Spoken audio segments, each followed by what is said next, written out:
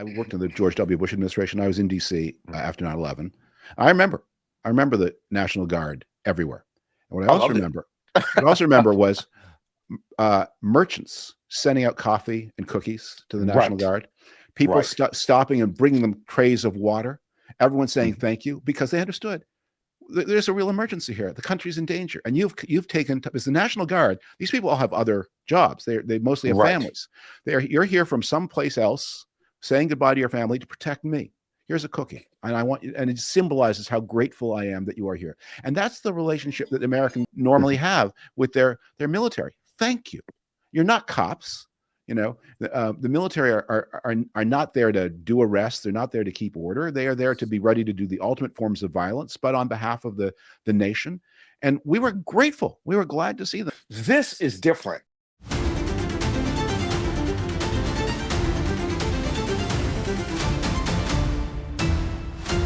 This is Black Man Spy.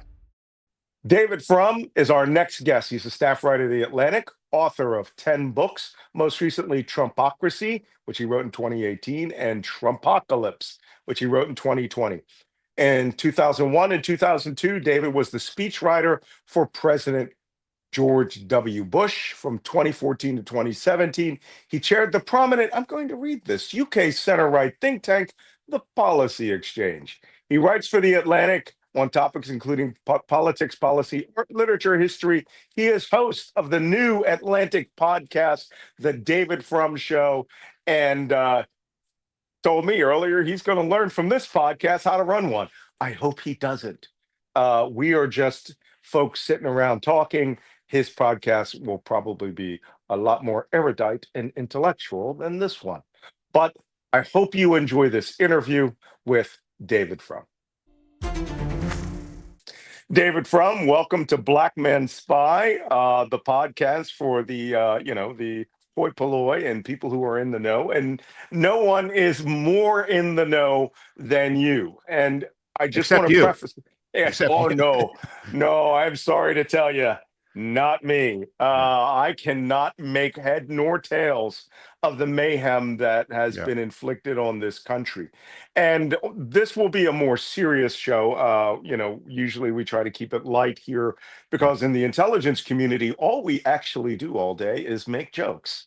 People don't know that. Behind the skiff door, if you're not in a briefing, you're generally insulting people and having a good time. This is a completely different animal.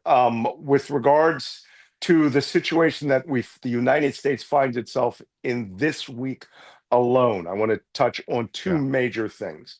The first being this press conference that is happening even as we speak with, as I understand it, maybe as many as 100 witnesses and victims and family members of the Jeffery Epstein saga. It appears to everyone who has eyes that the Trump administration is just hell-bent on changing the subject. What is the political, is there real vulnerability for Donald Trump on this particular matter, or is this just going to be more of the Teflon Don? Well, let's think about this as a political base, as a kind of jigsaw puzzle. You assemble a lot of pieces. So there are pieces that are not paying a lot of attention to politics, and that's probably most Americans. It's really important to remember that the typical American voter is a woman over 50 without a college degree. That's who's running this country, or who's ultimately deciding elections. So she is probably most concerned with pocketbook issues. Politics is not for her. It's a distraction. It's noise is off. So for her, I think the big issues are the tariffs, the inflation, the price increases. But she's not everything, because politics is also driven by intensely committed people, groups of activists. And it matters if you alienate those on your own side. And for Donald Trump's most committed people have been persuaded that the Epstein story is a huge deal. I mean, many of them have an idea that it's the secrets of the universe. It's what is that movie where they have this code on the back of the Declaration of Independence? There's this global network of masterminds and predators. And Donald Trump promised them this is the whole QAnon. He was going to do justice on this network that may or may not exist, but they believe it exists. He's going to, and when he now backs off, and it becomes clear the reason he's backing off is because he's maybe in it to some degree. That doesn't affect the vote of the woman who's worried about how do I make ends meet for my family, but that does demoralize the most committed parts of the Donald Trump community. Well, you've enunciated that very well, because I wrote a book about the terrorists and militias and the deranged ideology of the Trump insurgency, which I call "They Want to Kill Americans," and that's because the QAnon movement, which is just the most insane thing that will be studied in future generations, where these people were promised that the Democratic Party, the Hollywood elite, the rich money people that fund the Democratic machine were child kidnapping, killing pedophiles. Yeah.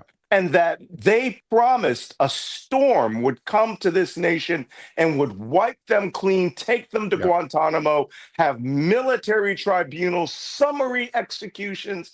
Also harps back to the neo-Nazi group, The Order, and Timothy McVeigh, where they would hang liberals from the light post, right?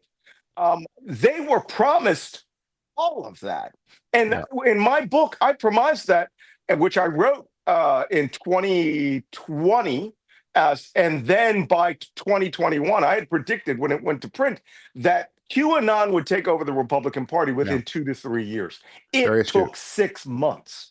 By July 2021, QAnon, which was banned from coming to Trump rallies, they were selling merch now right next to MAGA.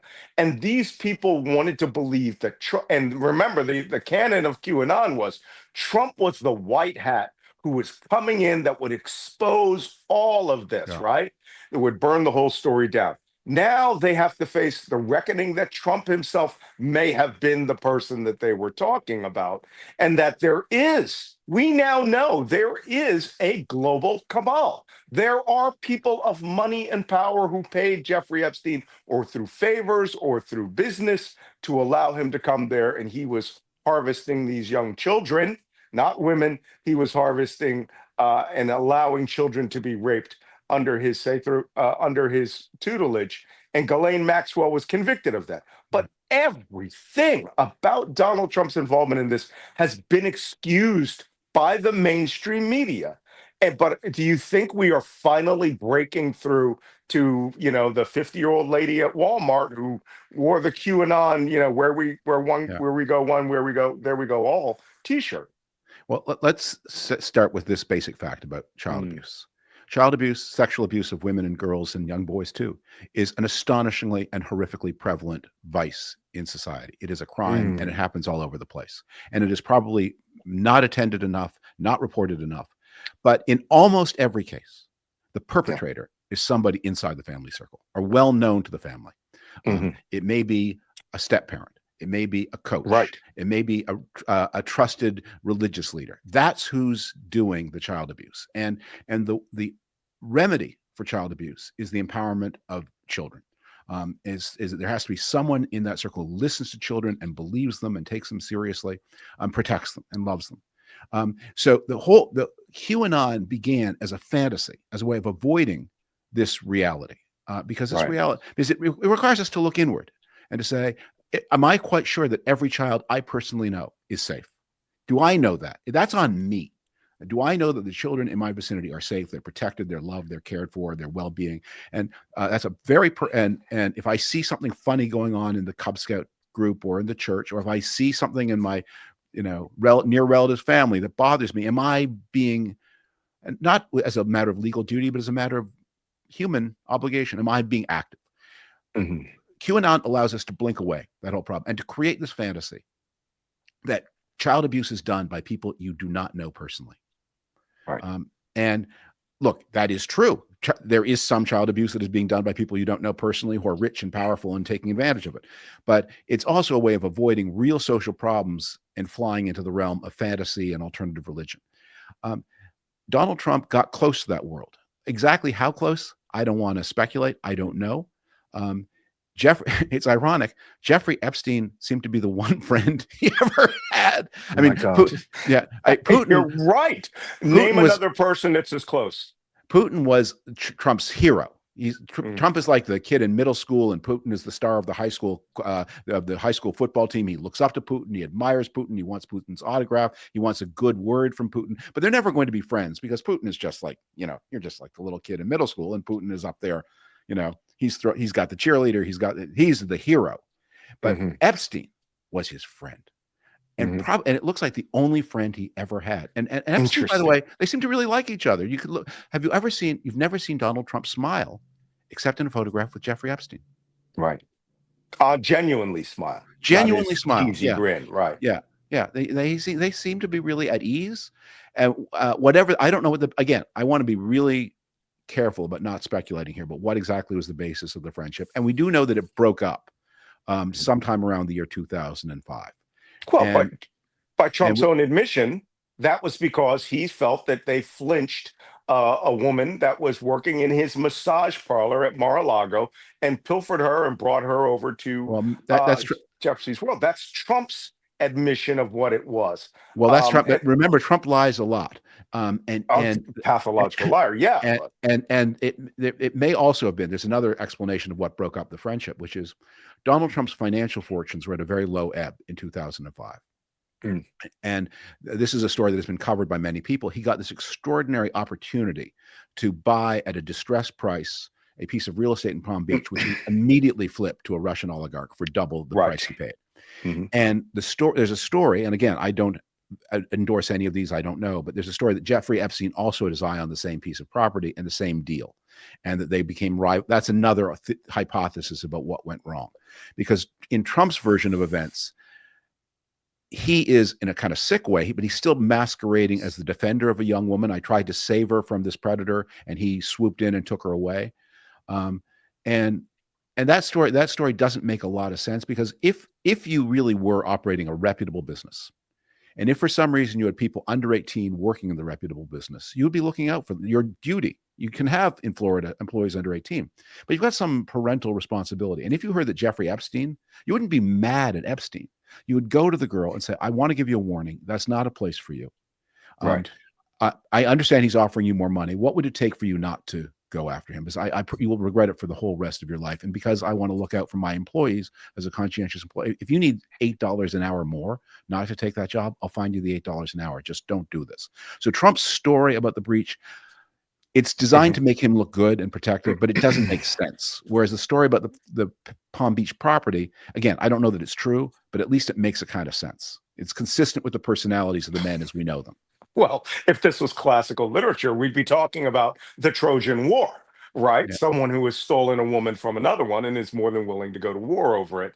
Yeah. But within the context of all the circumstantial evidence that we see, Trump's denial that he has anything to do with it, in the face of the fact that you're right, this was his wingman, right? His McLovin, the buddy who hangs out with him, the geeky loner who comes with him, who's successful, who is handling other people's billions of dollars. Here's one of the things that is truly not spoken about Jeffrey Epstein often. He was a broker for extremely rich people. Yeah. To your question though about what does this mean for American politics? So one of the ways I understand American politics is by thinking about my own relationship to the game of football. Now, I know football exists, and I know there's a Super Bowl, and that it happens every year in one of the early months of the year, maybe January, maybe February. I'm never quite sure until it happens. If you asked me to list the teams in the NFL, I couldn't do it. If you asked me to name the finalists for the Super Bowl, I couldn't do it. About 3 days before the Super Bowl, I will become aware that it's this weekend, and here are the two teams that are in it.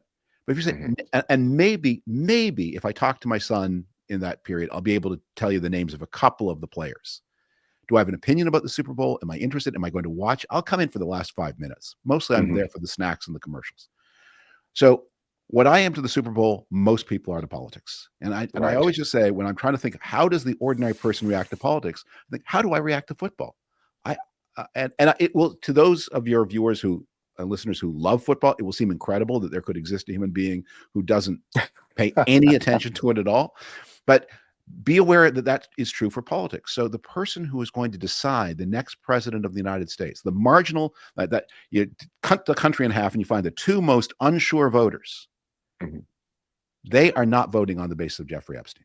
They are voting on the basis of prices. Right. And with that, the economy is not doing well, but the Trump White House is running this incessant machine of, as you said, Donald Trump is a liar. Donald Trump, arguably, not even arguably, Donald Trump is the single most documented liar in American history. Yeah. There is no question about that. Worse than Joey Suzu. Joey Suzu only made so many commercials. Ancient reference. Well, let me give you an example, a test. And this is a test for so your audience, really interested in politics, really keeping up. How many of you know that the so-called no tax on tips, which isn't anything of the kind, but let's just take, how many of you know that it expires in 2028?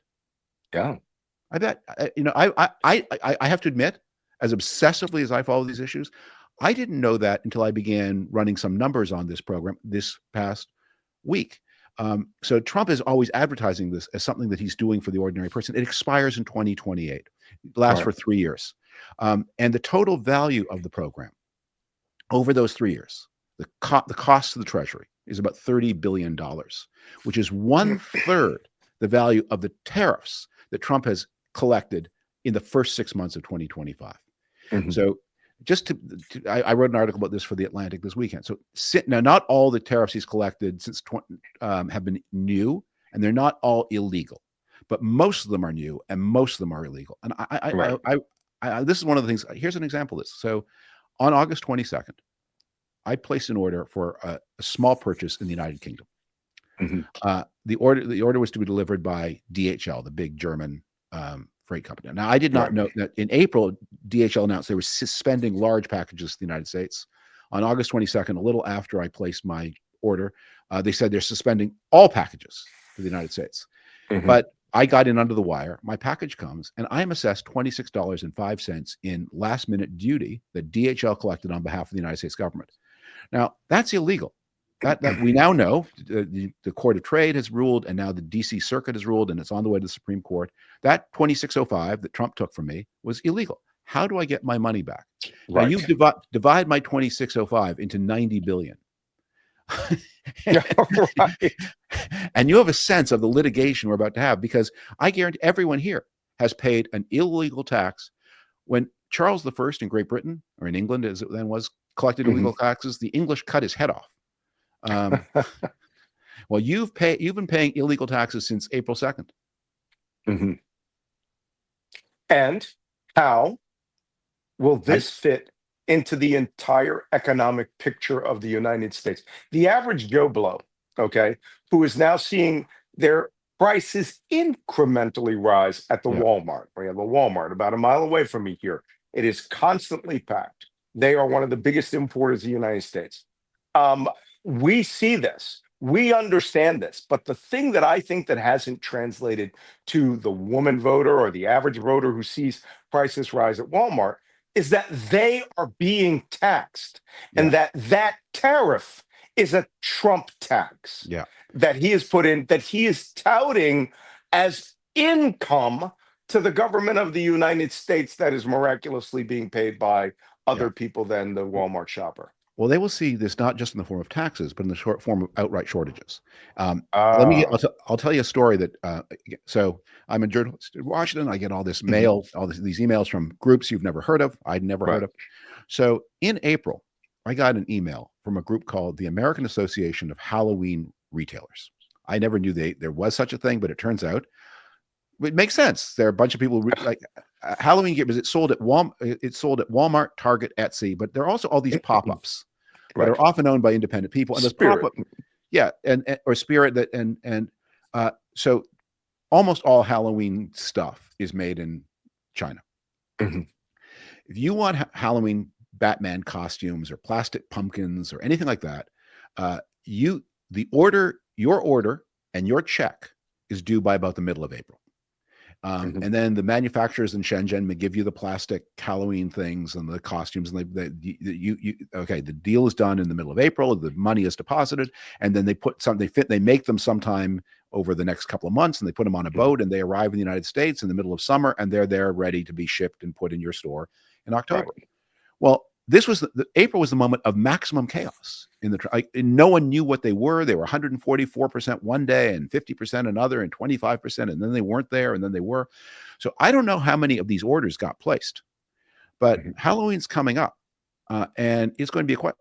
Did the stuff get bought? Did this, because the American Association of Halloween Retailers says our members don't know. They don't, and what they're terrified of is they place their order in April. The goods arrive in Long Beach or Los Angeles in June and July, and there's a 144% tax due on them, which no one budgeted for. Now Walmart and Target may be able to ride it out, but the smaller the Etsy people and these pop-ups, they may not. And what I said about Halloween Christmas decorations, where do you think they're made? Yeah. Well, all I know is this, is that there is a bubble here that is going to pop. And, people were upset about, the rise of inflation under Joe Biden. Yeah. But how much of that was real and how much of that was artificially inflated by Fox News and OANN? Because we're seeing the same rises. We haven't reached the same level. That was a global inflationary bubble. This is wholly man-made.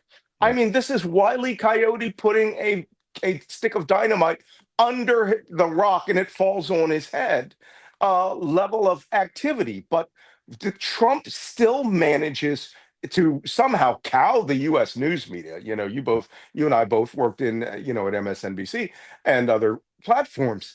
They are just afraid to say what the news is, or they'll say the news, but they will not do the analysis that will show that there is someone who is at fault for this. Trump will go on TV like his press conference yesterday. Supposedly, we had generated $160 billion of income from tariffs. Somehow that is translated to $14 trillion of revenue and commitments. Yeah. That's a pathological lie. And not one person is willing to say, that's impossible. That's insane. Their talking point will probably be that he's cut the deficit in half in one day. What is the malfunction here? Well, there's a matter of economics, which is, I'm going to be a little technical here for a minute, but it's important. Do it. Books have to balance. Everyone doesn't run a P&L statement knows books have to balance. So one of the ways that books in economics balance is your trade deficit and your capital surplus are the same. They have to equal. They have to balance in the way that a book has to balance. So when you get a big inflow of foreign capital into the United States, if that happened, and it's a lie, but if it did, you would increase the trade deficit by exactly the same amount. And that's not like optional. That has to be true. It has to be true. And so every time Trump says, I falsely says, I've got all these big capital commitments, that they don't exist. But if they did, he would be increasing the trade deficit by exactly the same amount. And it's one of the reasons to understand this is the trade deficit is, I used to work at the Wall Street Journal, and my boss was a man named Bob Bartlett. And Bob Bartlett was a man of very few words, but very well chosen. He said, who was the biggest trade deficit on the planet? The island of Manhattan. That correct. Well, all these goods we send out services, insurance, we send out all these things that have zero weight, and the rest of the earth, the United States, the rest of the earth, sends us stuff, bananas, clothes, couches. They all come into Manhattan, and what goes out of Manhattan are ideas. And that's called a trade. So, and is Manhattan going broke? Manhattan is not going broke. So what is the problem? So if what is happening is the United States is such a dynamic economy that it's pulling investment from the rest of the world. And if U.S. bonds are or used to be so safe that everyone in the planet who needs a place to put money safely buys you, how is that a problem? But it is the necessary opposite of all this capital coming in to invest in the United States, all this capital coming in to have the benefit of the safety of U.S. government bonds. The necessary equivalent is the trade deficit on the other side. I want to say a word about the inflation under Biden. If you've ever lived in an older apartment building, you know the sound of the radiator coming on for the winter? Yeah, nice. Bang, bang, bang, bang, bang, because the steam is coming through these ancient radiators. So we turn off the whole world economy in 2020. We begin to open it up in 2021. And what happens in 2022? Knocking, as the steam begins to flow. And Good enough. And so there were real price rises. And then Biden made a bet. And I personally, I was opposed to this bet, but it wasn't a stupid bet. The bet Biden made is that Biden was, of course, Obama's vice president. And what they all remember is that Obama was handed the great financial crisis of 2008, 2009. And the Obama and the recovery from which was very slow and painful. The United States didn't get back to where it was in 2007 until 2014. And growth only resumed after 2014. So the Obama people said, if God ever sends us another economic affliction, we are going to do the opposite. In 2009, we did too little.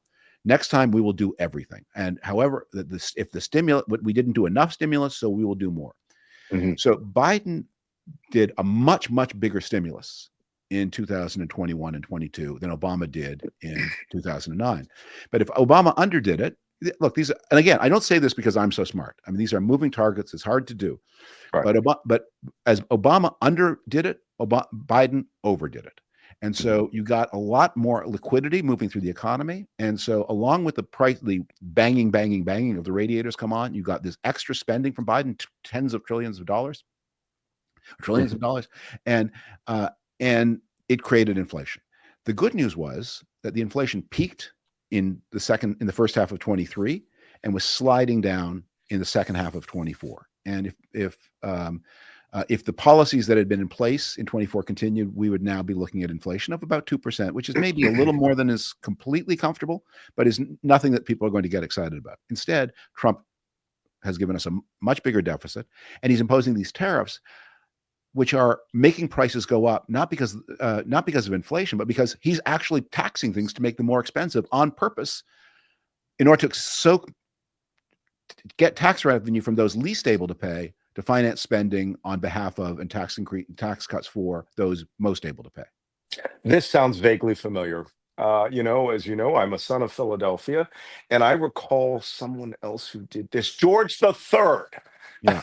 with taxes on teas, right? Yeah. Tariff on teas, and forcing you to play within the marketplace that he had created globally. There is no are we just so cowed now that the average person who is that person who only sees, the last couple of days before the Super Bowl, are they so cowed that they're ready to accept this? Because I'm seeing that with regards to, I was just in DC this weekend for a few days to support the veterans at Union Station. They don't seem to have a problem with armored vehicles in the streets of Washington, D.C. It wasn't as intense as it was after 9/11, but the American public seems to think that, or are they just slow to boil? Or is this another one of the circumstances that Trump is playing to some old white, above 65-year-old guy in Coeur d'Alene, Idaho? And the rest of the country, that guy loves it. He loves seeing MRAPs in the street. He loves seeing soldiers with rifles in liberal areas. When will this become a Thomas Paine-like crisis, right? Where people will suddenly say, hey, this is not right. The American experiment is now going off the rails.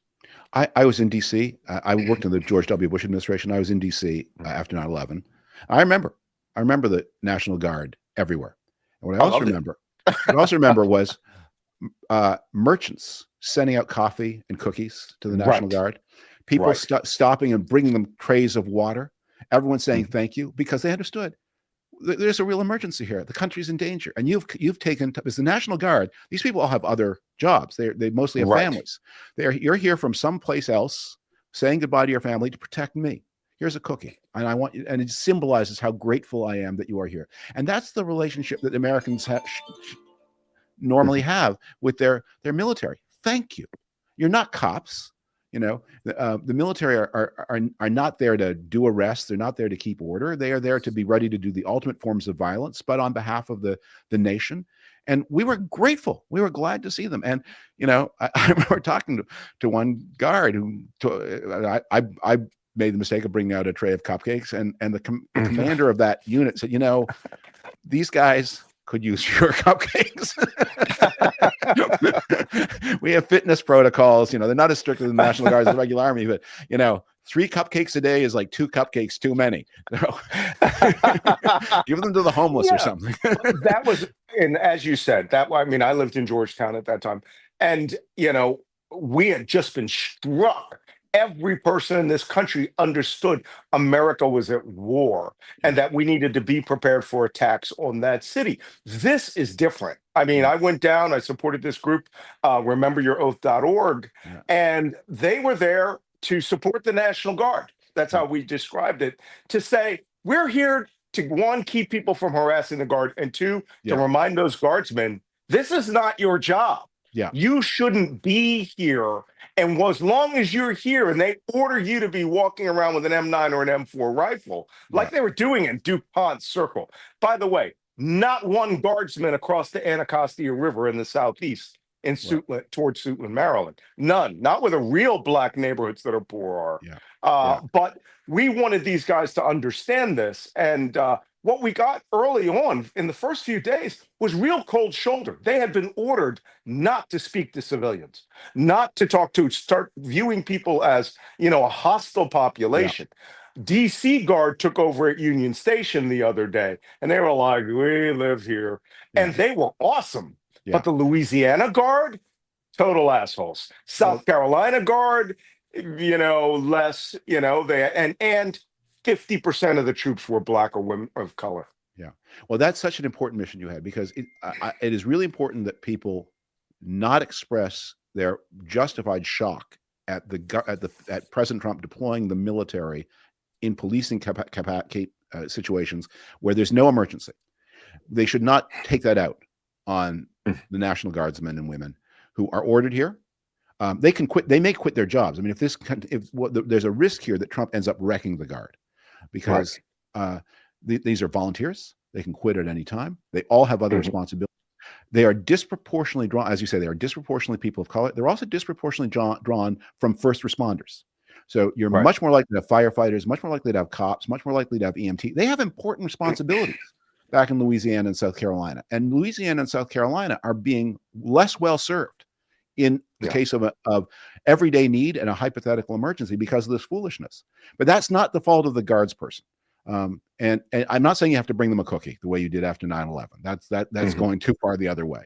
But yeah, be polite to them for sure. And they're fellow Americans, and they're wearing the uniform, which everybody should respect. And one of the things that I think, and I've said this again and again since 2017, the symbols of the Republic do not belong to Trump.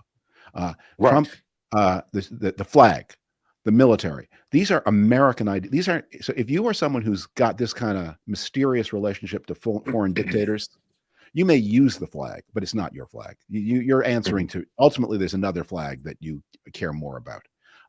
And so this whole debate about flag burning, I mean, when people, Trump has passed this stupid executive order that has no legal meaning, but it's bait.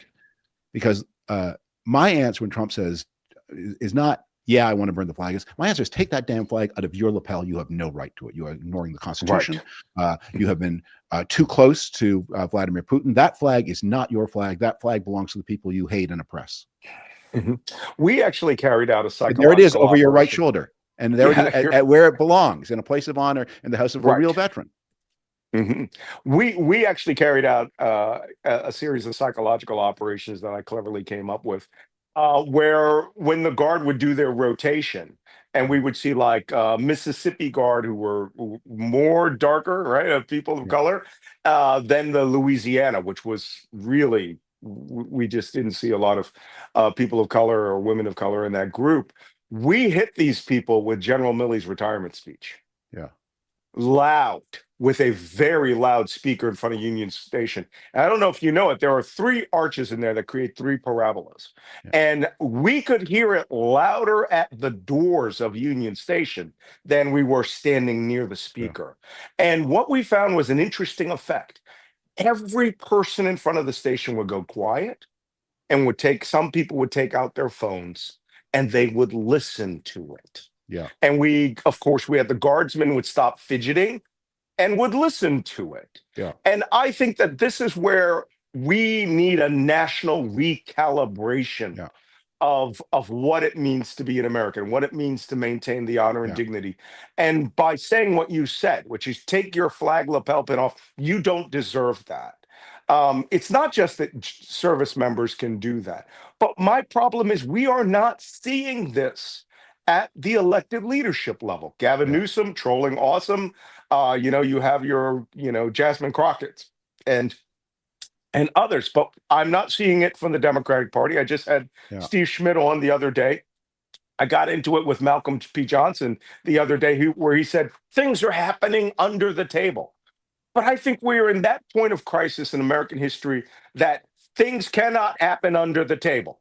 Yeah. Things Well, you have to write, and speak out loudly at this point. well, let's go back to my sports analogy for a moment. Mm, That the people you talked about, they are the equivalent of going on a sports podcast, and they're mhm, talking about the coaching. They're talking about the they're talking about like the yard line coaches. They're talking mhm, way beyond the level of the typical person. And again, that's not bad. I'm not saying there's this tendency in politics to say if you're doing one thing, you're doing the wrong thing. It's all important. I remember in the early Trump years, there was this joke on Twitter back when Twitter was functional that said, "LOL, nothing matters." And I was like, no, right. that's not true. Everything matters. It's just that there's a lot of everything.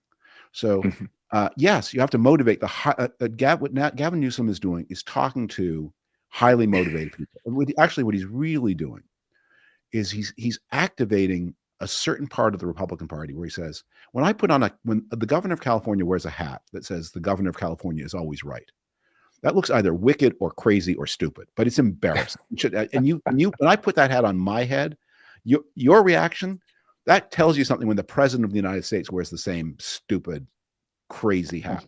When I right. send out these when I say I'm so handsome in all capital letters on my, like, okay, you're laughing at me. Well, what about, so that is powerful, but within a specific context. But what I also want to say to a lot of the Mhm, people who are watching you and they are listening to you, they're so mhm, specialized. You need to understand the Democrats are not going to win in 26 or 28. Trump is going to lose. Because if you're mhm, thinking about the people who decide, they are not all these things you're doing, they're unaware of them and they don't care and they don't trust them. But what they are noticing is Trump promised to make what every American who voted what Americans who voted for Trump, or the decisive margin when he got more of the vote in 2024 than he'd ever gotten before. mhm, What they were saying was, I want the economy, I want the job market of 2019 and the prices of 2019. Biden gave me the job market of 2019, but he didn't give me the prices of 2019. He gave me the prices of mhm, 22 and 23. And remember, while wages in 23 and 24 caught up to prices, in 22 and 23, wages lagged prices. And so there are a lot of people. And by the way, it's not a race thing because Trump did extraordinarily well among Latinos and even among Black men. mm. Not a Well, majority, anything like that, but he did better black among men have issues. Black men than any Republican has done in a long time. But I don't think it was so fancy. I think it was there saying, uh, the prices went up in 22 and 23. Yeah, I got a raise in 24. Thanks a lot. But I earned the raise. Someone did the prices to me. The raise did for myself. There were a lot of uncomfortable weeks and months when my raise did not catch up to my prices. And I don't like that. And Trump says he's giving me back the prices of 2019, worth a shot. And the way Mhm. he's going to be beaten is you're saying 28. So 2019 prices, do you see those anywhere? I don't think so. I don't think so. This is why he lies and says gas is at 199. Literally just fabricated, that he understands what you just said. And he Yeah. always prefaces that by saying, I'm not smart. I just deal with common sense. Gas is at the lowest price in, 10 years. It's at 199. He understands that this could be a mortal wound for him. He Yeah. lied and said eggs are the lowest it's ever been in the last 10 years or something along that line. He doesn't mind, speaking to his base and lying straight to their Yeah. face because But he understands that they are now locked into him, and that what they actually see in Walmart or the gas station are those, liberals gouging them. yeah. Well, the reason they call it the base is because they stick with you. Here's the thing to understand about the base. So Mm, 1932, bottom of the Great Depression. right. Americans are literally going hungry. There are shanty towns everywhere. Herbert Hoover is the incumbent president of the United States, and in the election of 1932, he gets 38% of the vote, because the base sticks with you even when they're going hungry.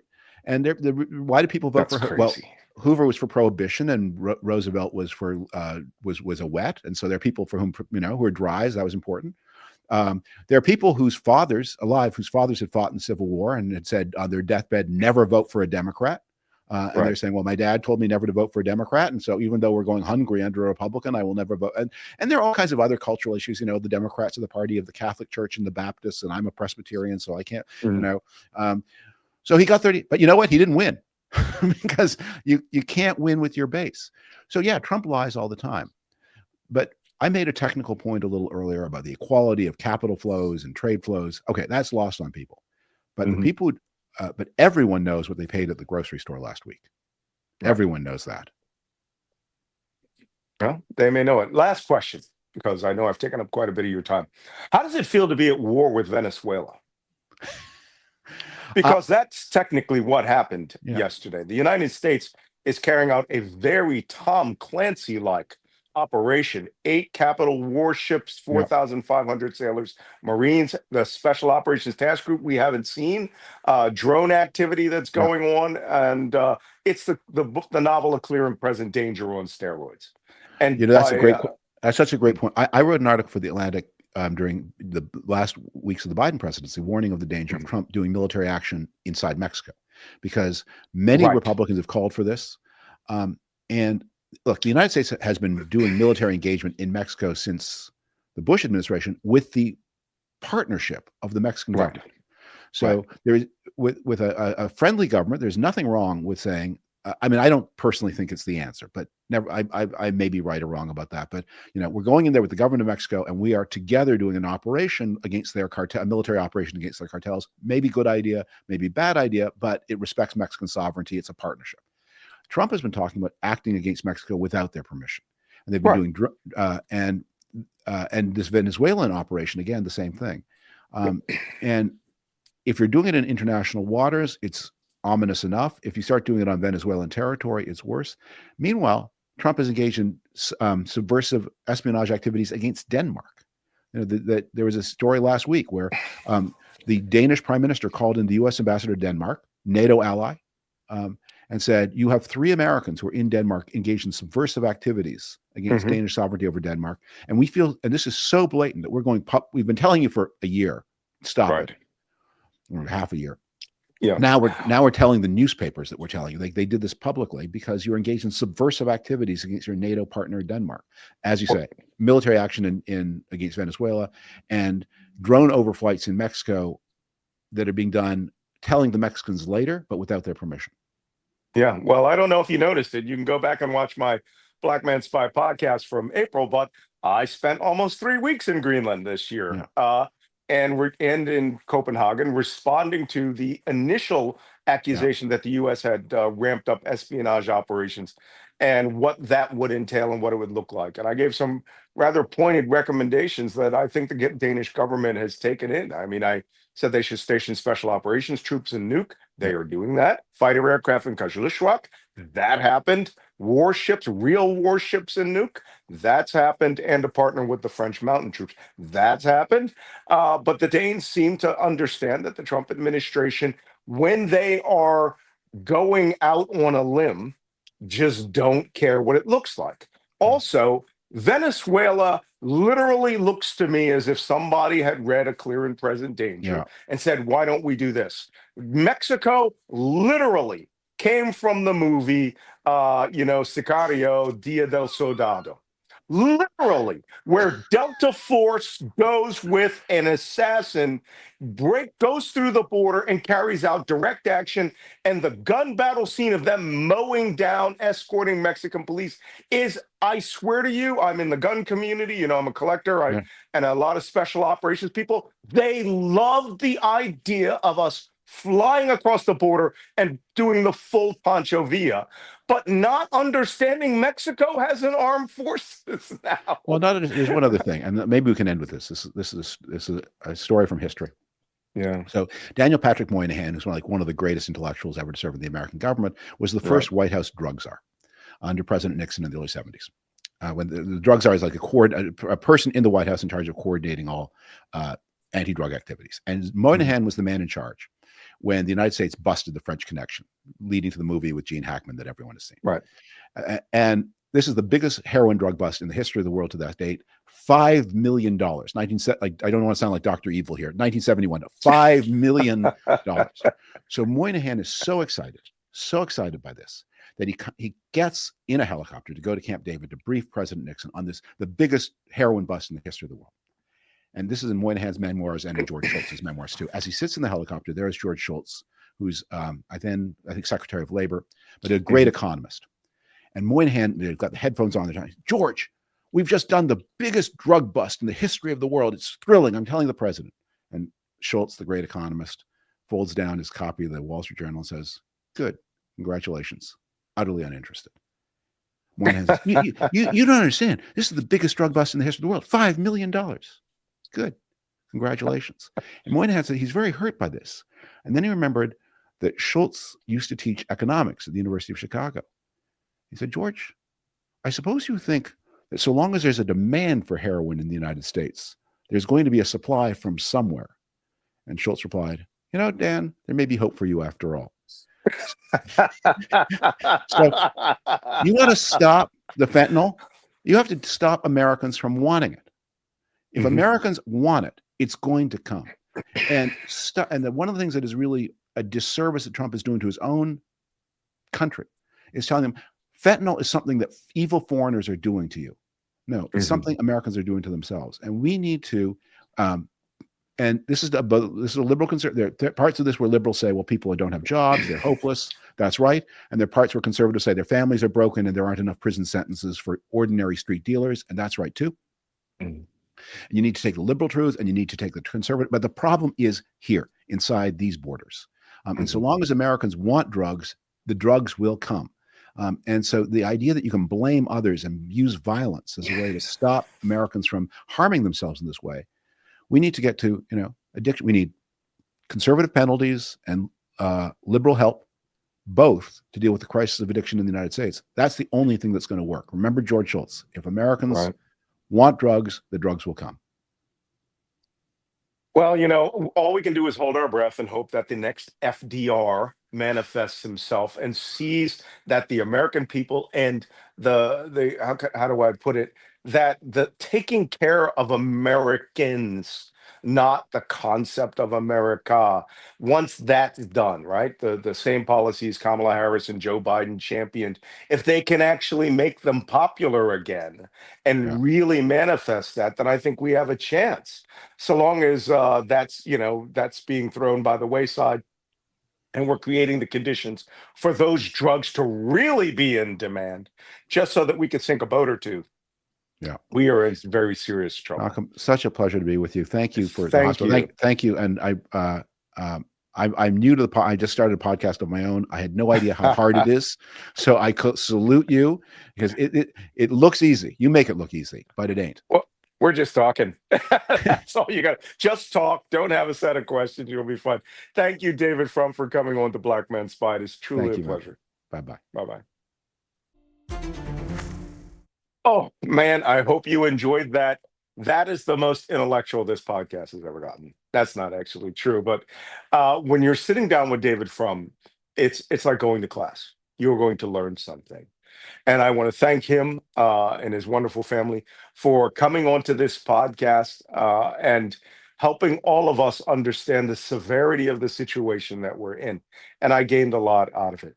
And with that, thank you for coming to this week's episode of Black Man Spy. Be sure, if you haven't subscribed on Apple, Stitcher, YouTube, go to YouTube. We have a burgeoning growth in our YouTube subscribers who are watching this video. Also, those of you who are on Substack, that's where I do my big format writing, malcolmnance.substack.com. Just did a great one on the Welcome to the New Narco War that the United States has just launched yesterday. You might want to see that. And about being on the mall with the veterans and making people remember their oath. So thank you again for coming on to Black Man Spy, and I will see you next week on the beach.